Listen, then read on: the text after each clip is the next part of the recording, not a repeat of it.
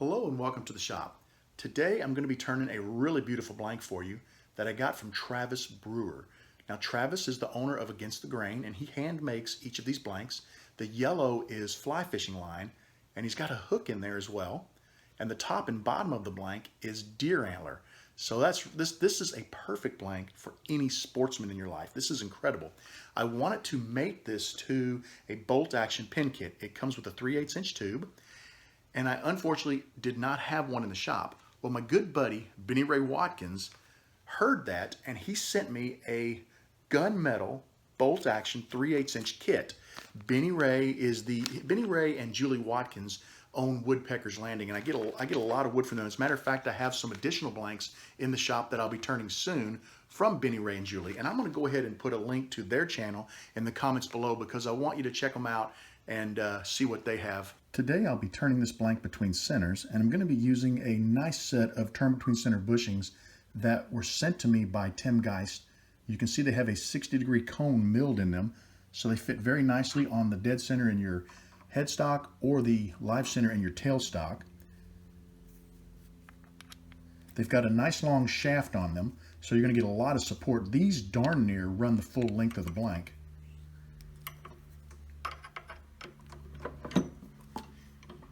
Tighten her down and we're ready to go. Anytime that I use turn between center bushings, I want to make sure that my headstock and tailstock are aligned, and the best way to do that is just to take your parting tool, turn your lathe on, and lay it on the bushing. If you hear a solid scraping sound, everything is in alignment. If you hear a sort of like a skipping or a bouncing noise, you know, like a tapping, then you know that you're not in alignment and you want to make an adjustment before you start turning. This blank is perfectly aligned and we are ready to begin turning. I'm ready to begin turning this blank, and before I do, I'm just going to roll through it real quickly because I think sometimes you can see it better on the lathe with the light above me than you can when I'm holding it up in front of the camera. I do apologize for the glare, but this Alumilite is very, very shiny. It's just an absolutely beautiful blank. I think it's going to make a gorgeous pen. I just put a brand new edge on my tool. It is as sharp as I can get it, and we're ready to start turning.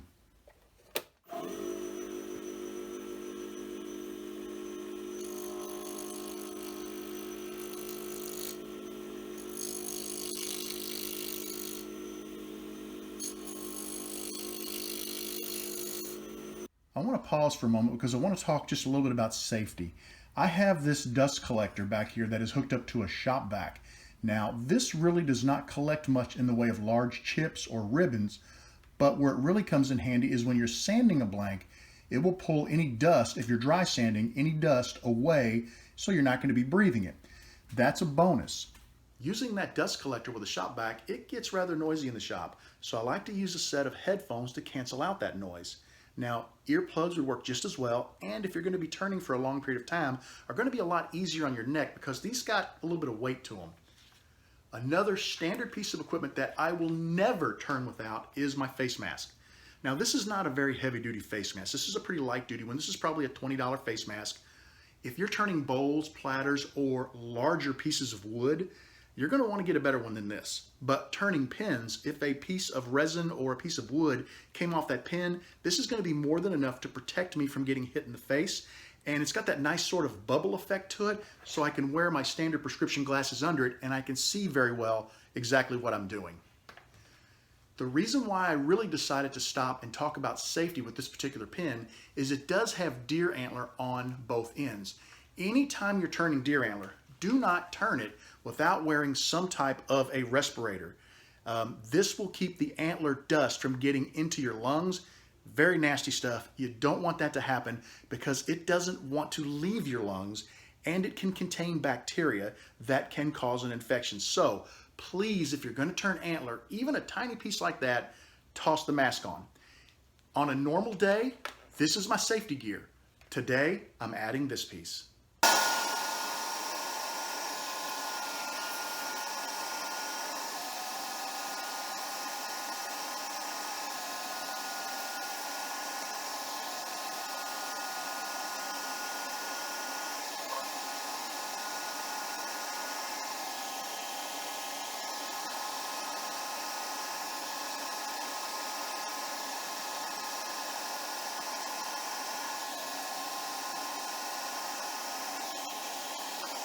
I paused for just a second.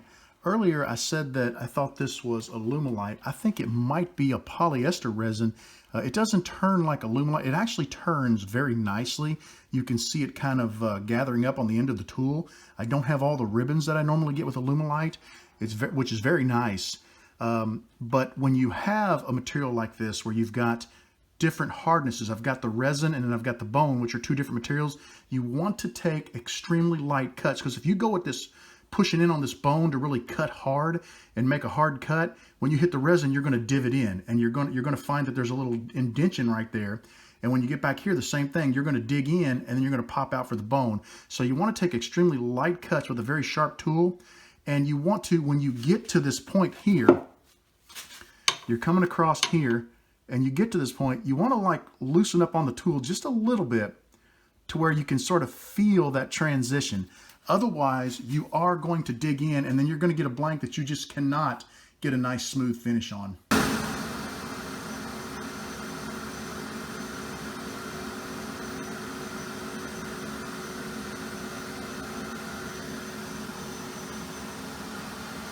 After I did my little commentary on taking light cuts so you didn't get a divot between the bone and the resin, I neglected to turn the camera back on for the final few passes of turning. There was nothing exciting that happened. I just took light cuts and just continued to go from end to end, keeping an eye on the blank to make sure I would feel it often to make sure that I did not have any indentions here. I do not. It feels absolutely fantastic. I did record the last couple of seconds, or I think it was the last pass, because that's when I realized the camera was off. But since it was nothing exciting, I'm happy nothing happened. You didn't miss anything. The blank looks great. I am going to go ahead with this blank, and I'm going to run through the grits of sandpaper from 120 to 600. So it's going to get really scuffed and really hazy looking with the sandpaper, but that's going to guarantee that I have a super level surface from end to end. The only place I feel something is right here. There's a little bit of a bump. It'll take that out. It'll make this super smooth, and then we'll come back with the micromesh pads and we will micromesh this blank, and it is going to look incredible. I can guarantee it already. This is going to be a beauty.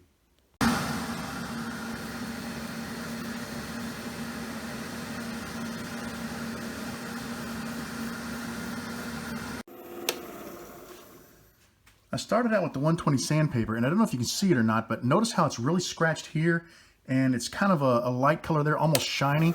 See it right there? There's the divot I was talking about. As I came off the bone, I divoted in by using the sandpaper and working the 120 grit until I have a constant scuff all the way across the blank. That's how you eliminate any of those tool marks. And then I'll use the rest of the grits just to kind of clean up the scratches, reduce the scratches from the 120 down to a point where you can almost not see them.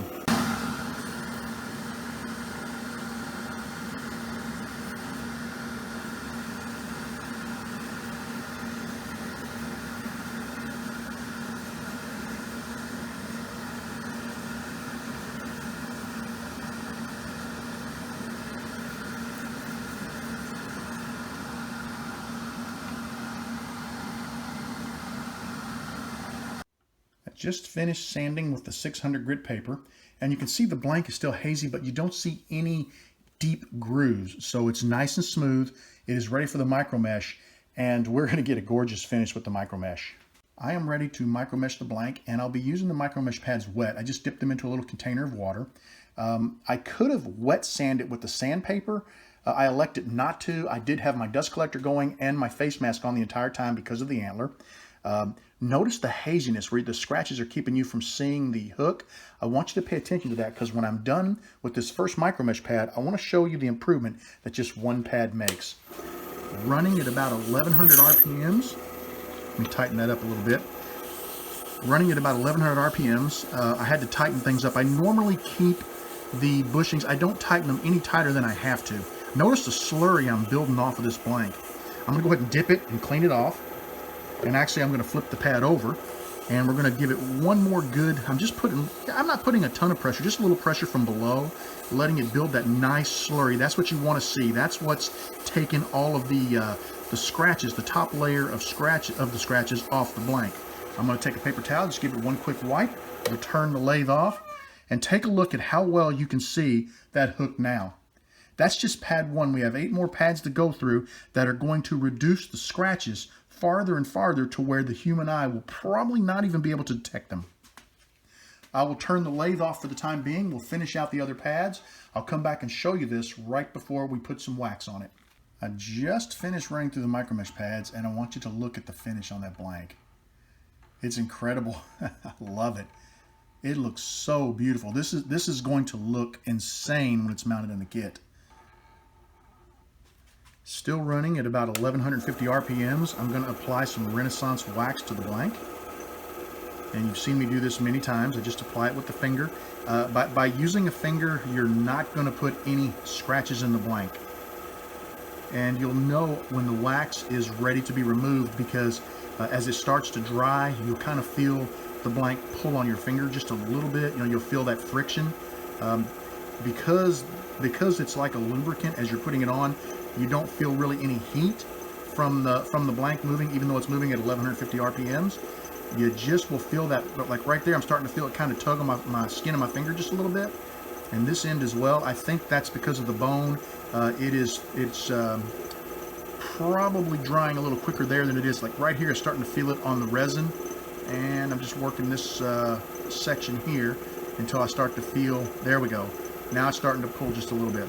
All right, this blank is now ready to have the wax buffed off of it. Got the buffing wheels on the lathe. I'm still running at 1150 RPMs. A little bit of blue rosin. I'm going to show you the blank first up close. Notice how it's kind of hazy. The wax is dried on it. You're not going to believe what it looks like in a couple of minutes. And you can see it as I start to rotate it.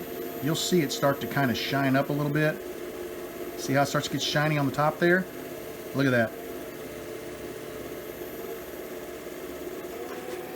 Take a look at the left side of that blank. How shiny that is compared to the right.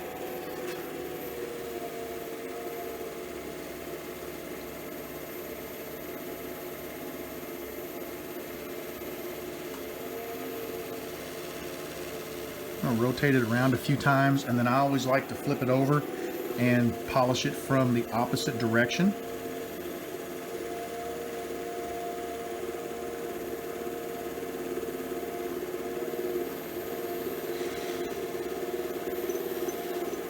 Now we'll take it to this wheel, and this is just basically to remove any residue and just sort of buff it to a nice shine. Once again, I like to kind of buff from both directions. This blank is incredible. Take a look at that. Let me shut the lathe off. It's getting real noisy, but just take a look at how beautiful that blank is. It's absolutely flawless. Let me get this over to the bench and we'll get her pressed into a kit. I'm ready to go ahead and assemble my blank into a pin kit. I'm going to go ahead and remove the bushing from what I'm considering the front of the blank. I think it makes sense for the hook to hang this way. I just don't think it would look right with the hook in the opposite direction. Always think about that when you're putting a pin together. We're going to insert the nib into the front of the blank. Get it inserted into our pin press.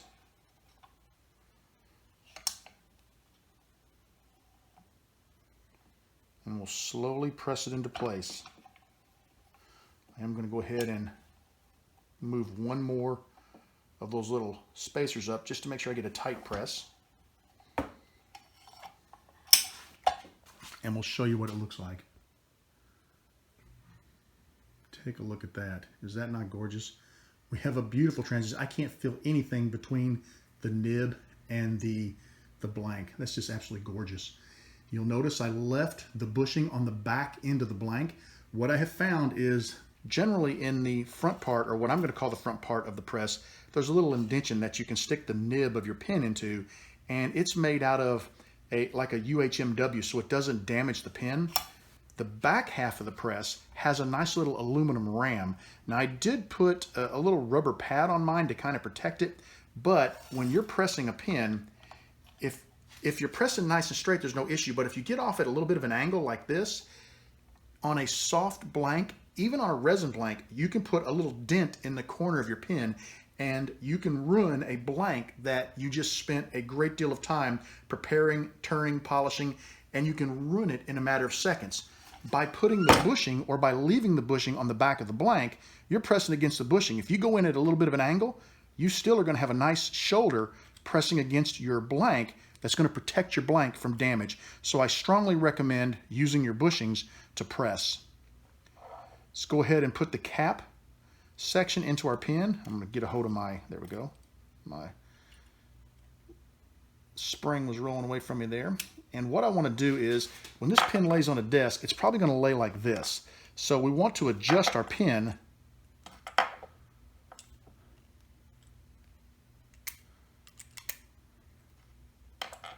I don't know, I don't like that. I'm trying to find how I like the pin. I thought it might look better with the hook showing when it laid on the desk, but I'm not so sure. This is a toughie. Let's just kind of rotate. There you go. You know, really, I think that's kind of the best, because as you've got the pin in your hand, you know, you're going to see the hook. So I think I'm going to press this way. I think that looks the best to me. Go ahead and get our pin loaded into our press. I'm not worried about having the bushing because I've got the metal of the kit, the cap of the kit, and I do have the rubber on there to protect that, the little rubber pad. I'm going to press that together. I think it's going to look really good. That's a beautiful pin. Absolutely love it. Let's go ahead now and get our ink installed. We're going to unthread the nib. We've got a little rubber cap on our ink refill. We'll remove that. Drop the refill into the pin. We'll put our spring on. Now be careful. Notice how far that spring sticks out. When you install these, you have to put a little pressure to get that started. If you don't get it started and you let go of that, that spring will launch this nib across your shop. I can guarantee I've done it more than once, so be ready for that. Let's get this pin up here so you can see it better. Now that is what you call an absolutely beautiful pin.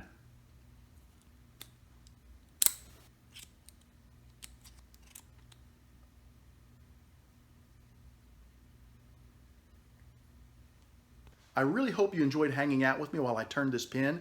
I think it's absolutely incredible. I love it. This is a fantastic blank. It is a gorgeous kit, and I think any sportsman or outdoorsman would love to have a pin like this in their pocket. A little bit of backstory on this pin. I'd love to keep it because it turned out so beautiful, but I've already committed to donate this to a food bank auction. So I hope it brings a lot of money, and I hope it really helps somebody out. I'd like to thank you guys for joining me for this video. I want you to know that you are always welcome in my shop. Come back and see me again real soon, and have a wonderful evening.